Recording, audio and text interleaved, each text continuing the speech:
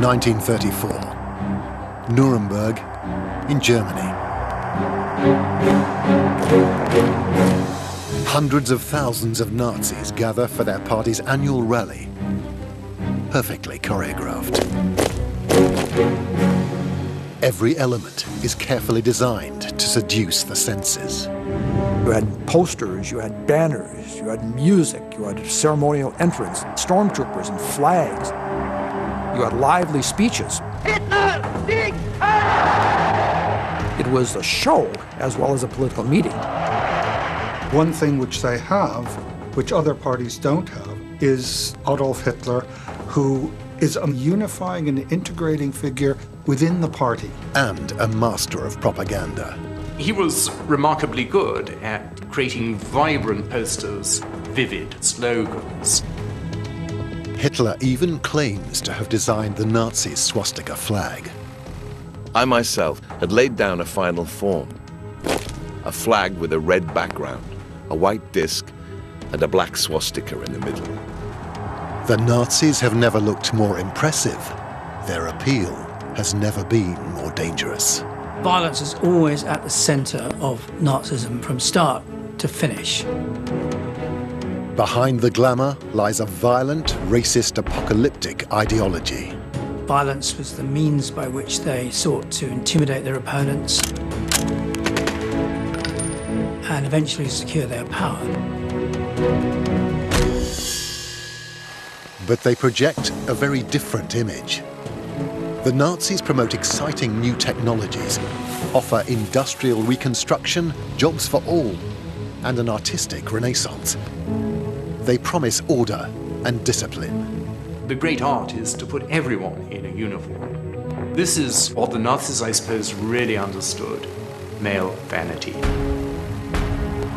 But Hitler only has one firm plan for his people: to lead them into a world war. The Nazis intend to send millions of people to their deaths. Hitler and the Nazis are using their mastery of design and technology to seize total power for themselves before plunging the whole world into its greatest ever tragedy.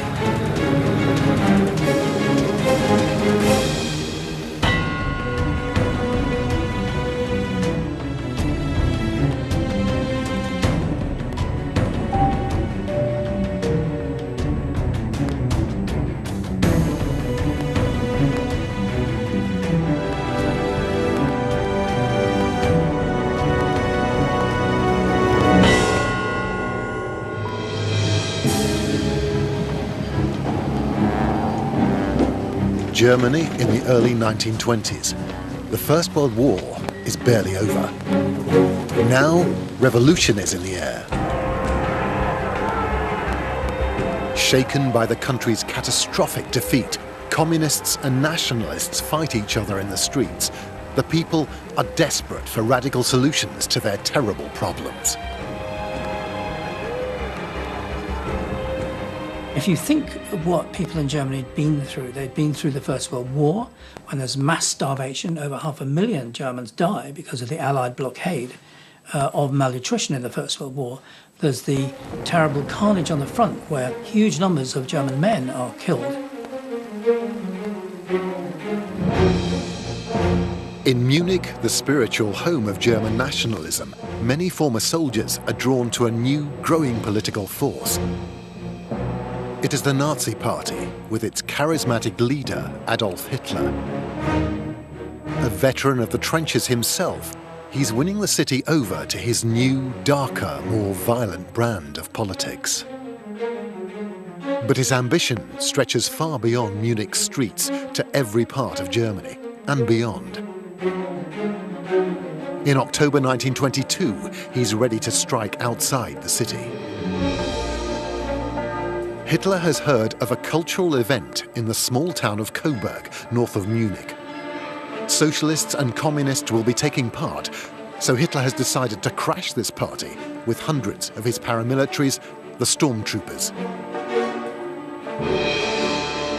He's taken the bold step of hiring a special train. He orders his men to gather here at Munich's railway station. The order came. The whole lot of the stormtroops was to turn out. We were about 600 strong. It was a Saturday in the middle of October. We were to assemble early at the central station and bring along rations for 2 days. The band was to march at the front. Hitler turned up well beforehand, and we found a special train awaiting us. The music rang out gaily in the early morning air, and the people had hung out flags to make a sort of festival of the occasion. We stopped once or twice during the journey to pick up a few more of our comrades from the more outlying places, and arrived at last 800 strong. Coburg is a kind of dinky little town with a nice castle on a rock in northern Bavaria.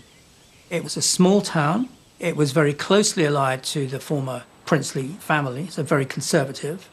Not really an industrial town at all. So the working class, which is the supporters of the communists and the social democrats, the most determined opponents of Nazism, they were very small. There were very few of them.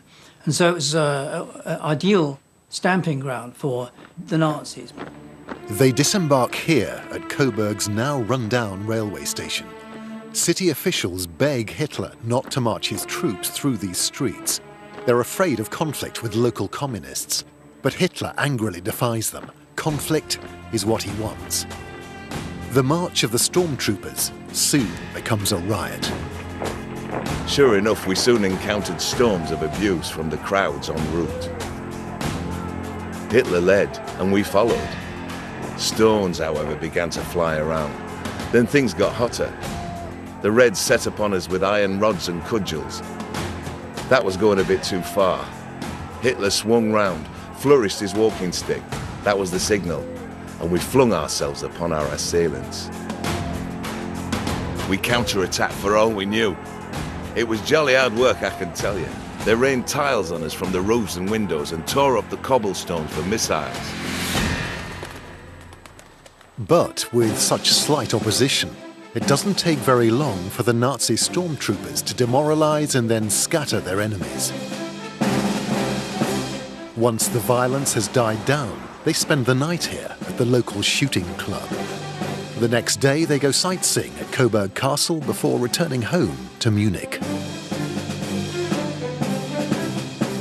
This bloody riot is portrayed in Nazi mythology as a tremendous victory over the hated communists. 10 years later, a special badge is awarded to those who were with Hitler in Coburg. It becomes the Nazi Party's most prestigious award. Hitler's credibility as a street fighter and die-hard anti-communist is now established. One thing which they have, which other parties don't have, is Adolf Hitler, who is a magnet for support and also acts, and this is really quite important, he acts as a unifying and integrating figure within the party. And he's one of the main reasons why, unlike many of the competitors, the party doesn't fall apart. Nobody ever revolts or rebels against Hitler, and he has a sense of authority and an integrating power which keeps this thing together. Hitler is crucial for boosting the Nazis' popularity. His name appears again and again in their publicity. No other nationalist leader can draw such large crowds. When the movement began, it was tiny, insignificant, limited to Munich. And they had no resources, no money. The one thing they could do was hold political meetings to make propaganda. And Hitler realized that that was something that he was extraordinarily gifted at. Gelöscht! Der Frevel ist gesünd! He could hold an audience. And he could hold an audience week after week after week after week. He captivates people with his simple, racist message. Germany has been betrayed. The Jews are to blame. Only Hitler and the Nazis can make Germany great again. As well as his speeches, Hitler also takes charge of Nazi propaganda in 1920. The impact is immediate. If you had to summarize the basic principles of Nazi propaganda, there would be simplicity, repetition, and emotional appeal.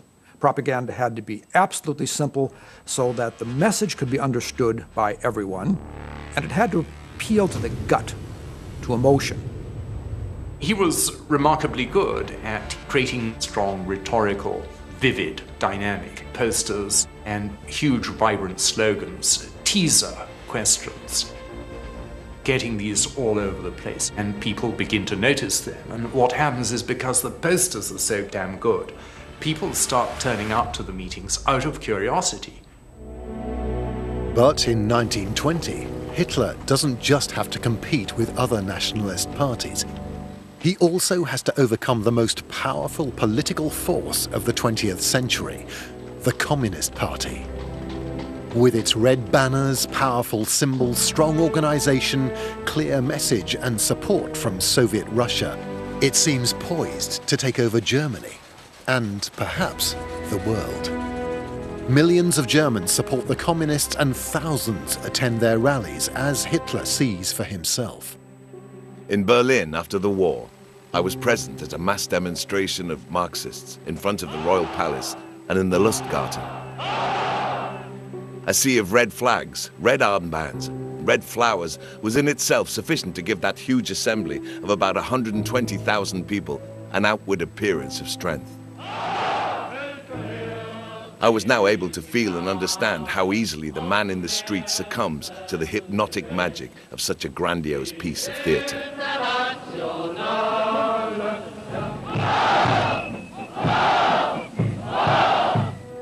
Hitler wants a Nazi symbol and a Nazi flag at least as bold and popular as the communists. He had an intuitive grasp of the importance of branding. Hitler spends hours in Munich Public Library looking for inspiration, looking for the signs and symbols the party's going to use, the Nordic runes, the stylization.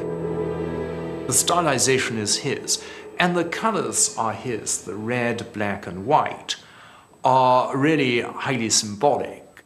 And this is something of which Germans were very, very aware. The flag of the empire was black, white, red. And the swastika flag is black, white, red.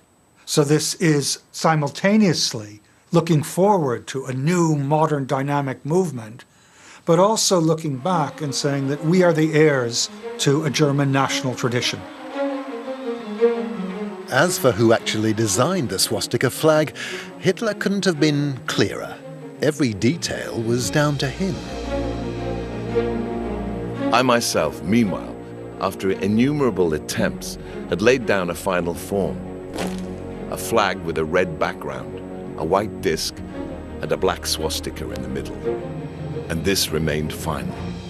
But like so many of Hitler's claims, this is at best a gross simplification, if not an outright lie. The real creator of the flag is another Nazi, Dr. Friedrich Krohn, a dentist from Sternberg in northern Germany. Hitler dismisses his contribution as a good design very similar to mine. It will not be the last time he takes credit for someone else's work. Hitler was a plagiarist in everything. He didn't originate at all. He stole. He stole the symbols, he stole the rhetoric, he stole everything. But it was restylized. He was a great reimaginer, reconceptualizer. He was also a synthesizer. So you have a cacophony of different symbols, different rhetorics, different ideologies, and he produces this harmony from all this discord. He gives it a narrative structure, he integrates it, he makes it a highly coherent and cohesive symbol system, and he has a great natural talent to do this. From its creation in 1920, the Nazi swastika flag becomes an increasingly common sight, carried by the stormtroopers as they attack their left-wing enemies. But despite their violence, many Germans support the stormtroopers. There's certainly amongst large proportions of the German population a fear of Bolshevism and of Russische Zustände, Russian conditions, chaos, and the fear that if we don't suppress the left, and particularly the communists, this sort of thing could happen here. And that we have to militantly prevent this sort of thing from happening. Enemies of the stormtroopers call them ill-disciplined thugs, but their smart brown uniforms are key to making them look respectable and popular. But who makes these uniforms? Metzingen, a small town in southern Germany. It has a long association with the fashion business, right up to today.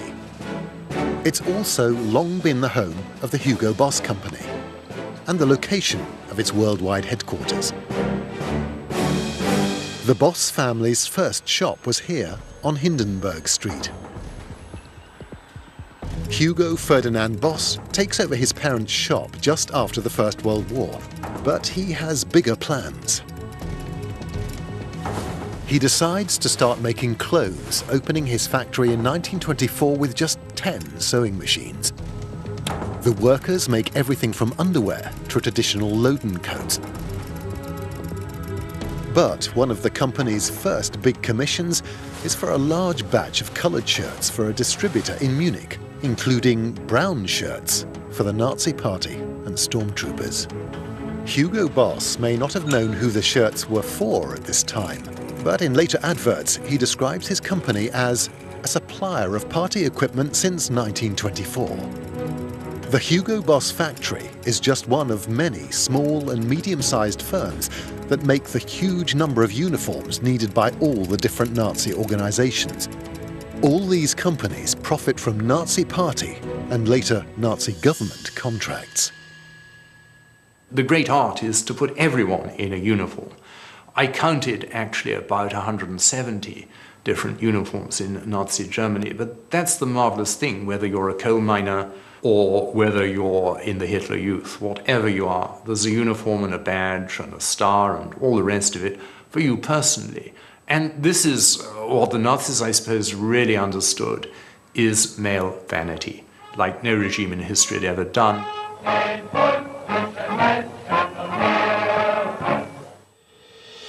But the actual design of these uniforms is the work of other people. One is Walter Heck, a badge designer.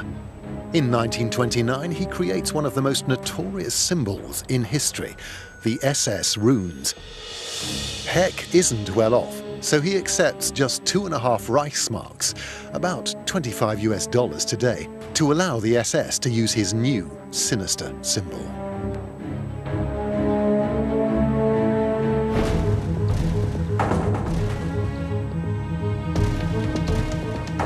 Another key Nazi designer is Karl Diebitsch. He joins the Nazi Party in 1920 and creates many of its most significant items, including the SS dagger. In 1932, Diebitsch and Heck worked together to create their most important and most notorious product, the new all-black uniform for the SS. By this time, the Hugo Boss factory is supplying uniforms to several Nazi organizations, the stormtroopers, the Hitler Youth, and the SS.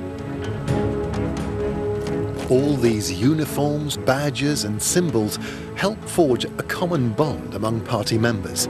The unified look also projects the image of a disciplined and organized party. The Nazis are determined to maintain a single style and approach in everything they do. Remember that the Nazi Party is a voluntary organization.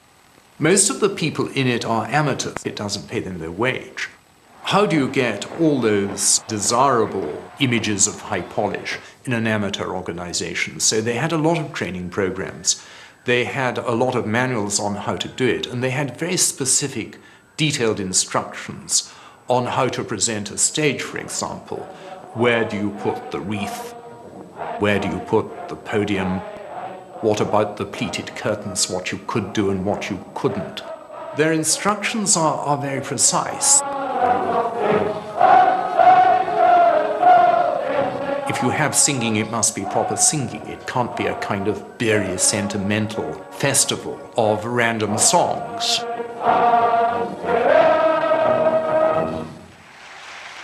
Also, you have to have clapping. The party leaders must clap the speech, even though they've heard it 1,000 times before, etc. They must set the example. So they have this very tight, disciplined control to get this sense of high polish, which is what the party really wants to convey as an index of its credibility and determination.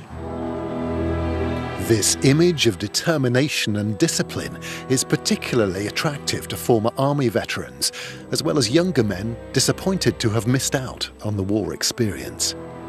Although Germany lost the First World War, the men who'd fought at the front came back as heroes, and they had a terrific reputation of having fought for Germany, particularly amongst the sort of right-wing, ultra-patriotic parts of the population. And the younger generation, who'd just been a little bit too young to fight in the war, felt really inferior in comparison. And that, I think, fueled a lot of the violence which the younger members of the stormtroopers movement were prepared to use.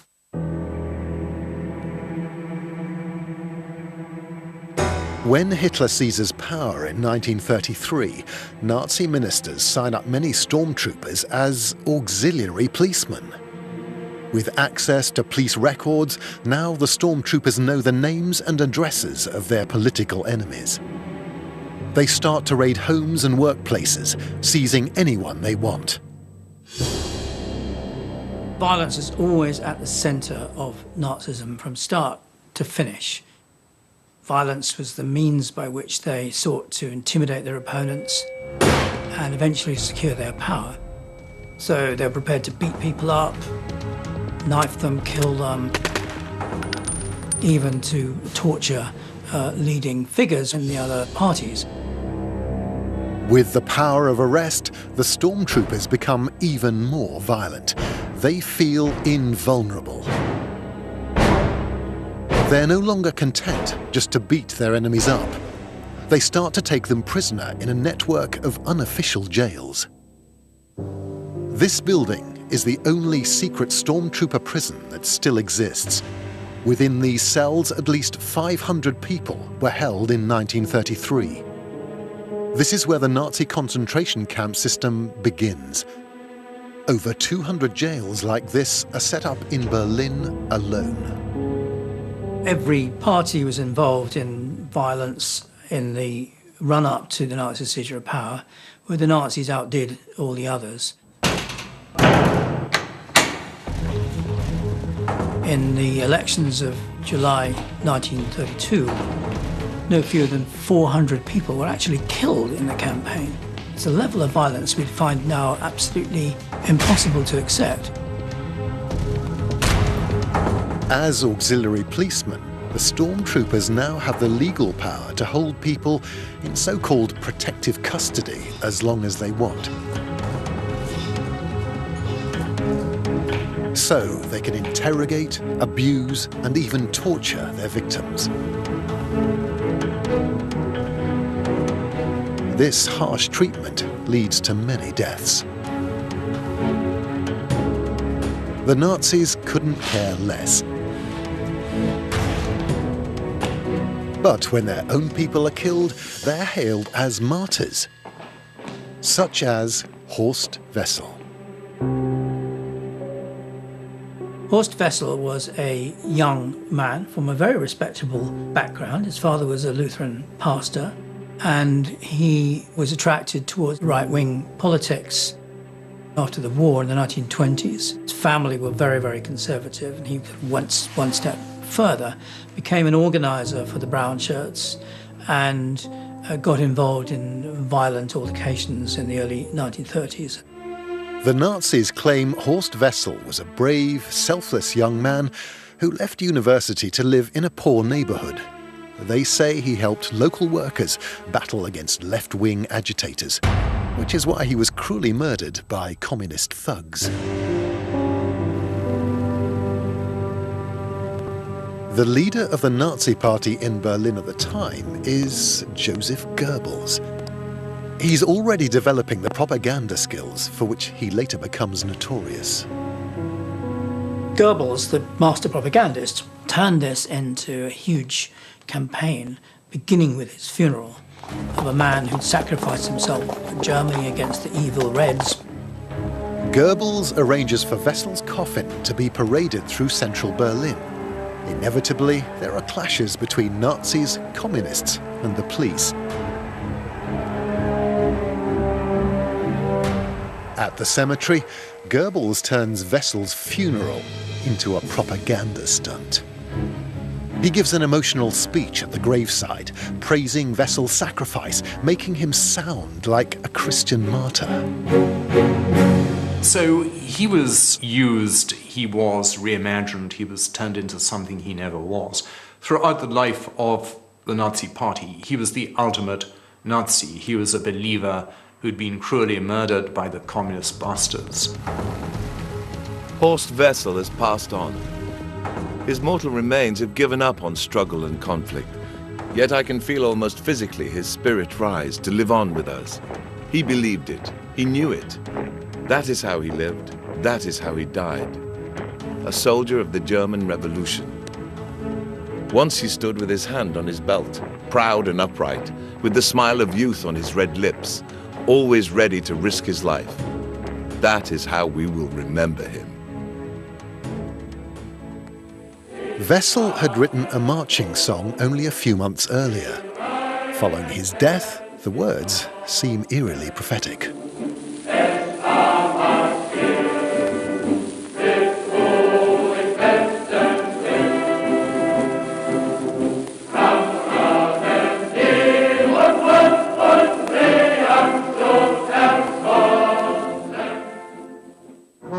It soon becomes the official Nazi Party anthem.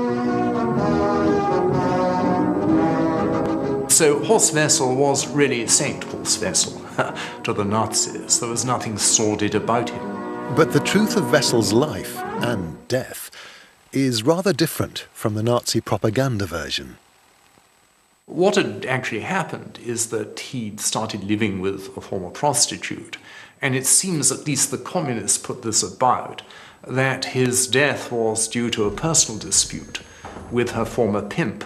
The most likely story is only slightly less sordid. Wessel and his girlfriend get into a dispute with their landlady over unpaid rent.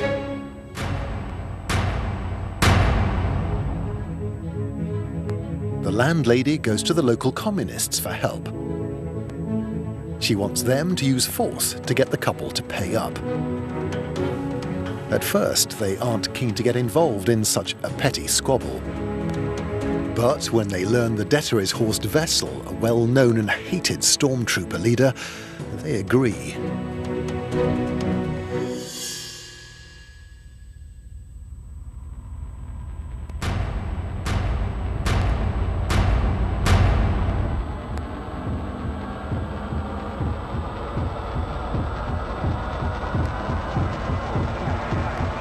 But instead of beating him up, they shoot him in the head.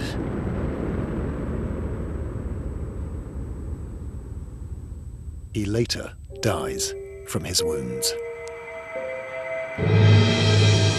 Germany would have totally forgotten this violent yet insignificant man if Goebbels hadn't turned him into the perfect martyr. Martyrdom is so important to the Nazis, they even publish a book listing 140 fallen members. And a guide to rituals explaining how to conduct a Nazi funeral and showing the most tasteful Nazi gravestones. When one of the most senior party leaders, Fritz Todt, dies in a plane crash, he's rewarded with an elaborate state funeral. Fahnen der Wehrmacht und der Formationen und Gliederungen der Partei. Hitler himself leads the mourners.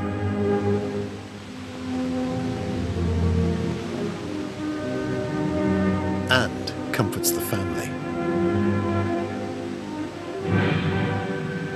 The ceremony reveals how the Nazis are creating their own cult of death. It is rich in sinister symbolism, including frequent use of the Nazi salute.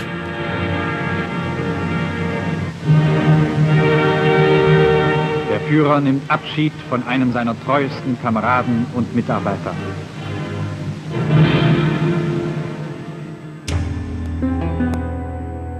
The Nazi salute is one of the party's most recognizable features. Members think it's a traditional Aryan gesture, a manly way for them to show their commitment. But once again, the salute isn't original.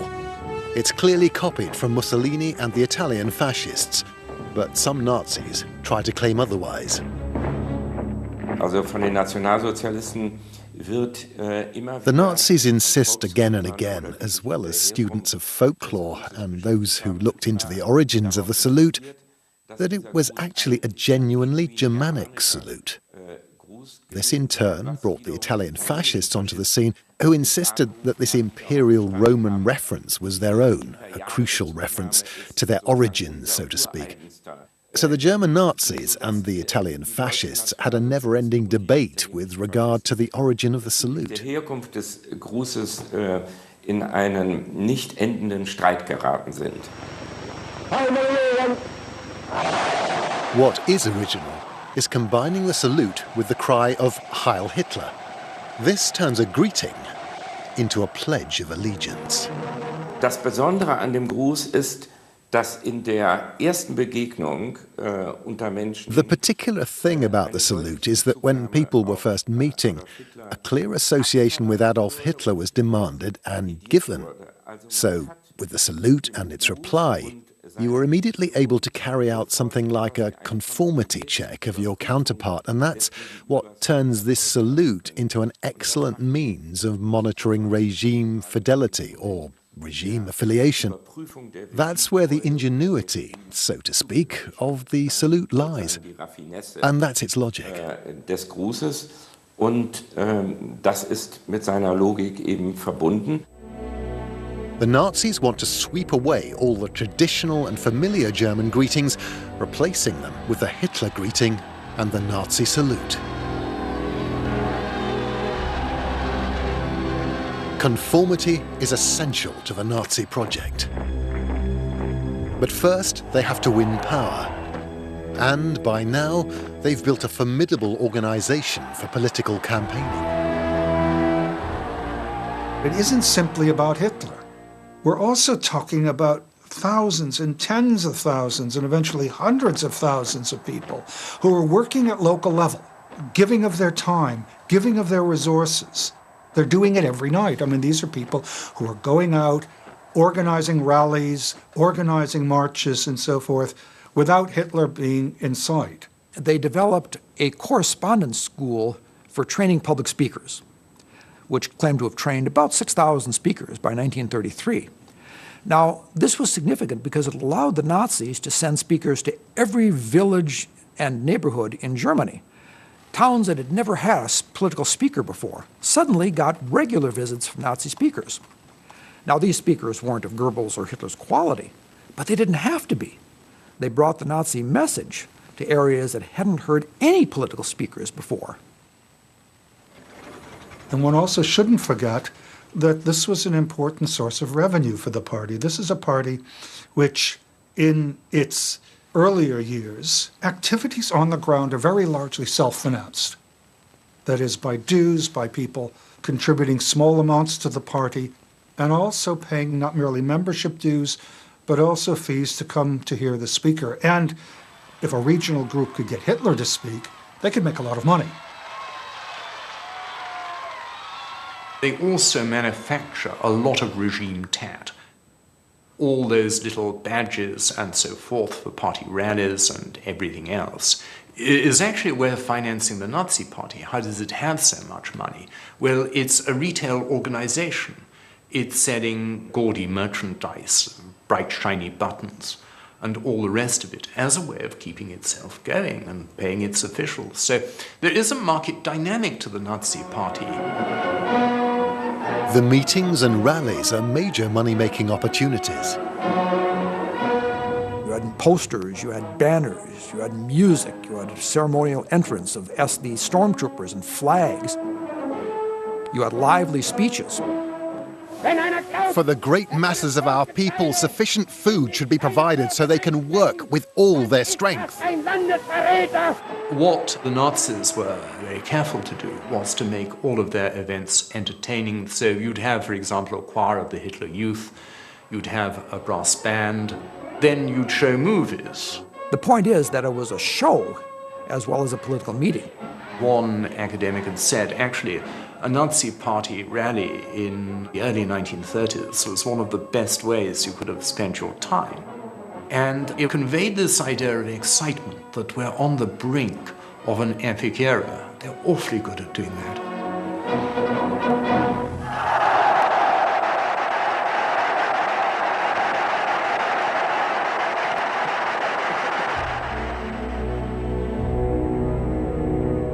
Relentless campaigning leads to electoral success in June 1929.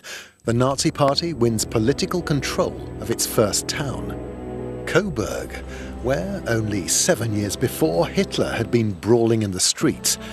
It's an important lesson in how to win power. Hitler realized that you couldn't do it by violence alone. So you had to have a kind of twin-track approach. Violence and intimidation on the one hand, and the quasi-legal or pseudo-legal way to power on the other hand, which means getting votes, becoming the largest party, and then getting into power by means that at least looked legal, passing laws. Coburg is also the first town to elect a Nazi mayor. It proudly takes the name of First German National Socialist City. By now, the Nazis are starting to gain support from almost all parts of German society. In the early 1930s, they become a catch-all party of protest, so that they are able to appeal to virtually every sector of the population, with the obvious exception of Jews, so that they might not do as well amongst working-class voters than the socialists or communists. But nonetheless, they attract a considerable amount of working-class support. They might not be able to do as well as the Catholic Centre Party in Catholic regions, and particularly rural Catholic regions, but nonetheless, they're able to attract a considerable amount of Catholic support. So that one sees that the Nazis are able to gain support really from across the political spectrum. We think of the Nazis sort of entering with a fixed ideology and a concrete program. It wasn't like that at all. There is one quote from them which says, "We don't want high bread prices, we don't want low bread prices. We don't want bread prices to stay the same. We want National Socialist bread prices." And so it was this indeterminacy, this flexibility, this whole process of, if you like, inventing it on the hoof, which explains their electoral success. By 1932, Hitler feels confident enough to make an audacious bid for power. He launches a nationwide election campaign to become president of Germany. To reach as many people as possible, he does something no German politician has ever done before. He takes to the air. Well, it was totally novel. Very few people had ever been by plane. Hitler recognized, though, the utility that he could hit many cities in a single day. It's not the huge rallies necessarily in Berlin or Hamburg or Munich or whatever, but in district towns where he attracts 10, 15, 20,000 people. It made for the most dramatic arrival possible. Hitler's aircraft, the Junkers 52-3M, is the very latest technology, only a year old. He uses it to deliver 46 speeches in less than a month. The idea of Hitler coming down through the clouds, attracting these tens of thousands of people, many times a day, moving from one area to the next, made a big impression, and he was the first person to do this. Everyone could have a direct experience of this rock star charisma.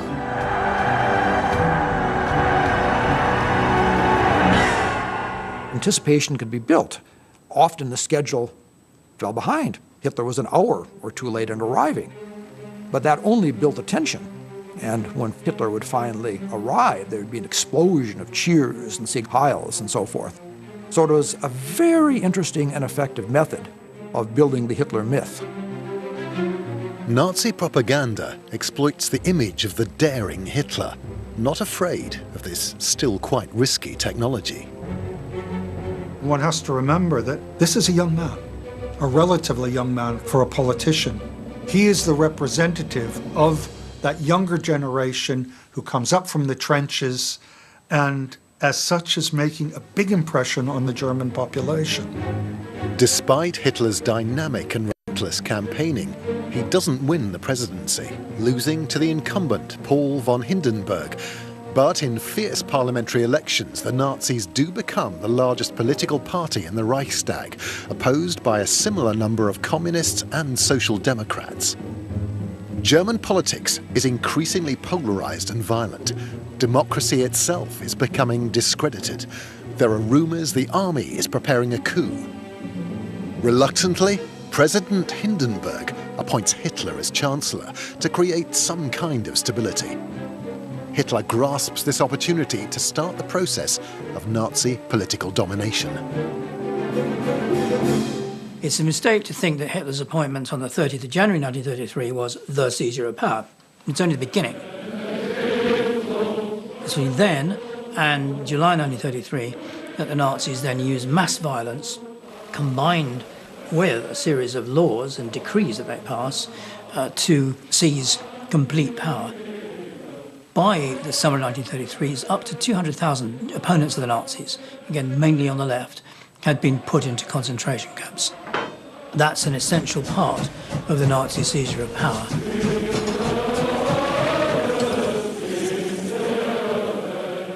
With their enemies crushed, nothing can now stop the Nazi takeover of Germany. Nazi designs and symbols rapidly become state designs and symbols. Und durch ist Teilen unseres Lackes und Symbol des deutschen Volkes und Reiches erhoben. In March 1933, the swastika flag becomes a German national flag. In May, the Horst Wessel song becomes part of the national anthem. And in July, the Nazi salute and Hitler greeting become compulsory for public employees. But they are soon being used by everyone. Hat es ein paar Monate gedauert und sämtliche It took just a few months, and all greetings then common in Germany, regional or in different dialects, disappeared in no time at all and were replaced, substituted by the Hitler salute. durch diesen Hitlergruß. Most need little encouragement, but for those who refuse to use the Nazi salute, there are severe penalties.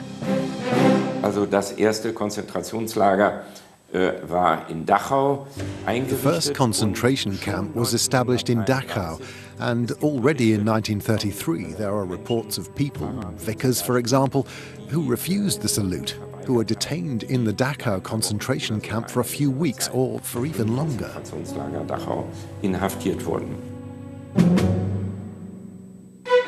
The Nazis insist this is now the only acceptable German greeting. Die Nazi-Partei hat The Nazi Party reminded people again and again, in public, everywhere. Beer glasses were sold with the German greeting on them, with Heil Hitler. On advertising columns, there were large posters saying that in Germany you must greet with Heil Hitler. So there was tremendous public propaganda favouring the adoption of this salute. So these two things complemented each other. There was a real readiness within the people to use this salute, but that, of course, was also supported by massive propaganda. Aber die wurde auch durch massive Propaganda natürlich mit gestützt. Es war außerordentlich schwierig. So it was extremely difficult to withdraw from the obligation to make the salute. If so, you were suspected straight away. And the suspicion was then, briefly, well, it led to the risk of you being denounced to the authorities. Sich denunzieren zu lassen. With every passing day, the Nazis take over more and more of daily life. The Nazis then reshaped the whole of German society to be part of the Nazi machine.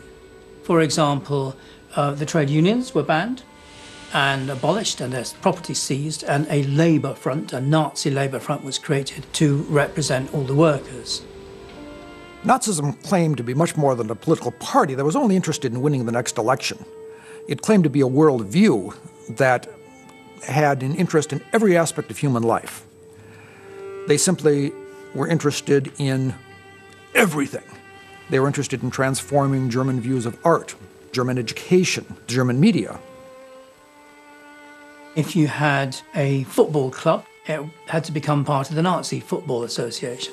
So, and very often, local towns and communities would have 3 or 4 different choirs, for example, a socialist choir, a liberal choir, a conservative choir. It was a very highly politicised society. These are all scrapped by the Nazis and turned into the Nazi choir, as it were. So, in the end, there was nothing left except the church and the army. The church and the army were the only 2 institutions that were not fully Nazified. As somebody once said, wherever 2 or 3 people met, Hitler was there in spirit as well. In August 1934, Hitler's final obstacle falls away. The 86-year-old president, Paul von Hindenburg, dies. Hitler announces that the presidency has died with him. From now on, he declares he is the head of state with a completely new title, leader of Germany, the Führer. Total power is now in his hands. Hoffnung kämpft mit Verzagtheit, Zuversicht mit Verzweiflung. Immer wieder aber wird die Nation emporgerissen zum Schutz ihres Daseins. In just 15 years, the Nazis have grown from a tiny, eccentric fringe group to a huge political party totally dominating Germany. Its annual rally and congress in Nuremberg is now a major national event.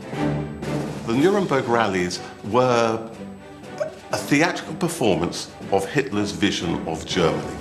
Hitler asks an up-and-coming young director to film it for him. Her name is Leni Riefenstahl.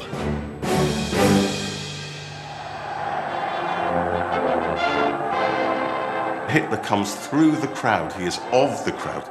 He is of the people and rises above them. And so the leader speaks to the serried and ordered ranks of the masses, a vision of Germany which is about order, which is about hierarchy, the Führerprinzip, the leadership principle, and about hardness. Und so grüße ich euch denn, als meine alten, treuen, Ex-Aules, Ex-Männer, Sieg heil! And every detail feeds into that. So, for instance, Albert Speer talks about the building of the Nuremberg arena, how it was made of granite and hard German oak. Riefenstahl is given extraordinary resources, 30 cameras and 9 aerial photographers. She has a crew of more than 170 people, many dressed in stormtrooper uniforms so they can blend into the crowds. The result is one of the most infamous propaganda films of all time, Triumph of the Will. It's a display of power to others. It's a way of saying we are big and we are strong, and making people begin to believe that perhaps, they are popular. Perhaps they're not very left field, in a sense creating a norm of acceptability. And the rhetoric of your vision of society was made real within these acts of theatre, and people participated in them, and it made them believe in the reality of the society that could thereby be constructed. Die Partei wird für alle Zukunft die politische Führungsauslese des deutschen Volkes sein. Sie wird in ihrer Lehre unveränderlich, in ihrer Organisation stahlhart, in ihrer Taktik schmiegsam und anpassungsfähig, in ihrem Gesamtbild aber wie ein Orden sein.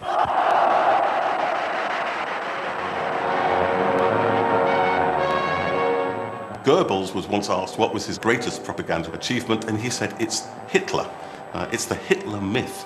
It's the notion of this person who was utterly selfless, who gives himself up for the people, who is of the people, who is for the people, who tirelessly sacrifices and achieves for the people.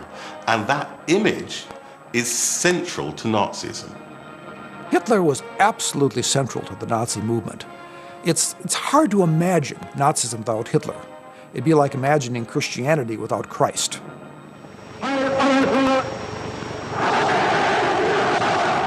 He was the ideologist of the party. He was at the beginning and throughout the chief propagandist of the movement. He was really the center point about which all of Nazism revolved. Without him, there was no Nazi movement.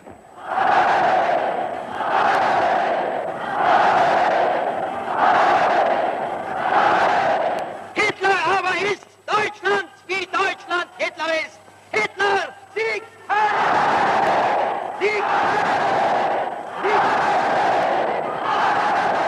What you're getting is this creation of a sense of German identity and German community, which is defined and embodied in Hitler, which means that if you see yourself as German, then you are bound to Hitler and you are, in a sense, bound to follow Hitler. But where is Hitler leading Germany to? In 1934, many Germans seemed too dazzled by Nazi glamour to care. But Hitler has decided. He's already ordered the construction of thousands of new tanks and warplanes. They are essential for the next stage of his project. A great war of conquest, a war that would be the most destructive in history.